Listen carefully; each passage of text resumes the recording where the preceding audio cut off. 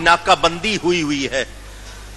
امام ابھی راستے میں ہی ہیں، آپ کو حضرت مسلم بن عقیل کی شہادت کی خبر ملی.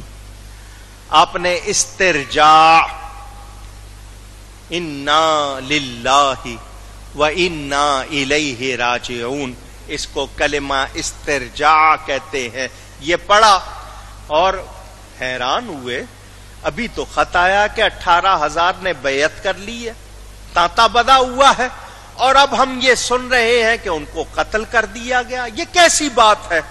کوفہ سے 4 آدمی آئے، انہوں نے بھی حالات بتائے کہ لوگ بڑی بڑی رشوتیں لے کر حکمرانوں سے مل چکے ہیں، اور اب وہی لوگ تلواریں اٹھا کر آپ کے مقابلے پر آ رہے ہیں. بہت بڑا لشکر آپ کے مقابلے کے لیے تیار کیا جا رہا ہے. امام نے ساتھیوں سے مشورہ کیا، کیا کرنا چاہیے؟ آگے جائیں یا ارادہ بدل دیں؟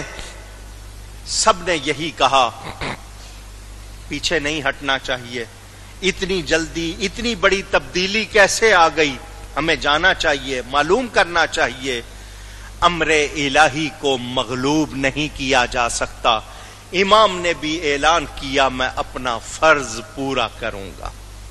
میں اپنا فرض کیا پورا کروں گا؟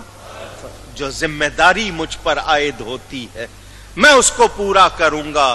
اسی مقصد کو زندہ یادگار کربلا سمجھو، حسین ابن علی کی زندگی کا مدعا سمجھو.